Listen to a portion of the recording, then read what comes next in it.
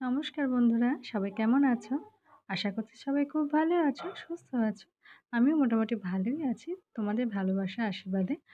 চলো আজকের ভিডিওটা একদম সকাল সকাল শুরু করে দিলাম। তো ঘর মুছছি।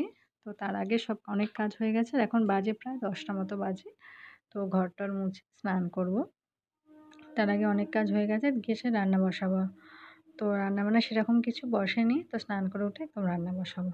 তো চলো তোমাদের কাছে একটাই অনুরোধ যে তোমরা পুরো ভিডিওটা দেখো। ভিডিওটা আশা করি তোমাদের ভালো লাগবে। আর ভিডিওটা ভালো লাগলে অবশ্যই লাইক, কমেন্ট, শেয়ার করতে একদমই ভুলো না।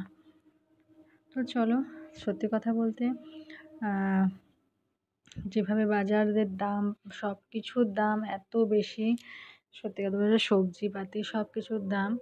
তো সেরকম কিছু রান্নাবান্নাও করিনি। দুপুরবেলা একদম তোমাদের সঙ্গে হাজির হলাম, কারণ অনেকটা বাদে এলাম। তো সেরকম কিছুই করিনি। তো চুনো মাছ ছিল, তো ওটা দিয়ে আলু উচ্ছে দিয়ে একটা ঝাল করেছি। আর হচ্ছে লাউ ডাঁটা দিয়ে একটা চারা মাছ ছিল, চারা মাছের ঝোল করেছি, আর কিছুই করিনি।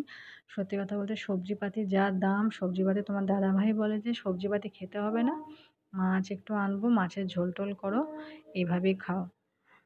তো তো সেই মতো করি রান্না। আর সত্যি কথা বলতে মাছের ঝোলটা দারুণ লেগেছে, মাছটা খুব টেস্টি ছিল। আর দেখো তোমাদের সঙ্গে কথা বলতে বলতে বিকেলে দেখো মেয়েটা পড়তে চলে গেল, তো ওখানে একটু দাঁড়িয়েছিলাম। তো একদম সন্ধেবেলায় তোমরা তো জানোই যে জামাইবাবুর শরীর খারাপ। তো রক্ত পরীক্ষা করাবে বলে একজন ডাক্তারবাবুকে নিয়ে এসেছে তোমার দাদাভাই। পাশে রক্ত পরীক্ষা উনি করেন। তো ওনাকে নিয়ে এসেছেন, তো কথা বলছে, তারপরে যাবে দোকানে। তো চলো, তোমার দাদাভাই মুড়ি নিয়ে এসেছে, মুড়ি টুড়ি খাওয়া হবে সন্ধ্যেবেলা, একটু পকোড়া ভাজবো। তো চলো। ফটো তুলে দেখি ধরে নিয়ে আছে। হ্যাঁ দাদা বলবো মামের লাগে দেখে সার্টিফিকেট দেখাও দেখি, আসে ধরো ওটা, নিয়ে ধরে একবার দেখো। প্রাইসটা ঠিক করে ধরো। তুলে নিতে তুই সরে দিবি। আরে তুলে নিয়ে তুলেছি ভিডিও করেছেন ভিডিওর সঙ্গে। ফার্স্ট আরো বড়, সেকেন্ড তার থেকে ছোট, থার্ড তার থেকে ছোট। সুন্দর হয়েছে।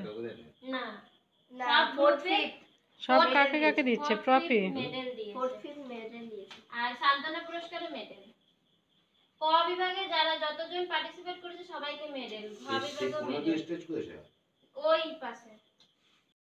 তো চলো, আমাদের ভাগ্নি আজকে এখানে পাশেই পুজো হচ্ছিল, জগদ্ধাত্রী পুজো, ওখানে আঁকার কম্পিটিশান ছিল। তো ওখানে থার্ড হয়েছে। আর সত্যি কথা বলতে দারুণ আঁকে, আর যেখানেই যায় ফার্স্ট সেকেন্ড তো হয়ই হয়।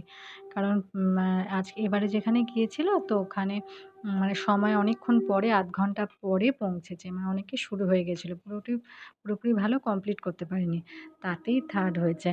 তো তোমরা প্রাইজটা দেখলে, তো দারুণ আঁকে, সার্টিফিকেট পেয়েছে। আর দেখো না, আমরা তো খেয়ে নিয়েছি।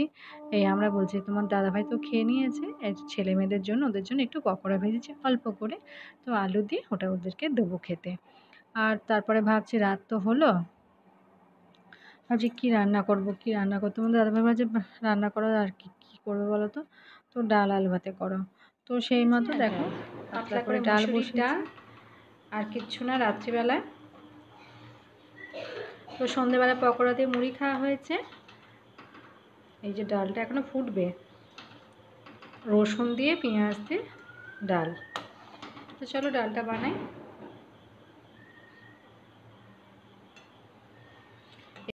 সত্যি কথা বলতে এই অগ্নিমূল্য বাজারে আমাদের মতো মধ্যবিত্তরা সংসার চালাতে খুব হিমশিম খাচ্ছি গো, বিশ্বাস করো। যা কী যে রান্না করব, দুবেলা ভীষণ চিন্তায় থাকি কী রান্না করব। তো ব্যবসা বাণিজ্য সব কিছুই তো সব তোমরা জানোই যেভাবে চলছে। তো সংসার চালানো দুষ্কর, তার মধ্যে হাসিমুখে সব কিছুটা মেনে নিয়ে এইভাবে এগিয়ে যাচ্ছি। তো হার মানলে তো চলবে না, চলো এইভাবে এগিয়ে যাই, তোমার সাথে থেকো।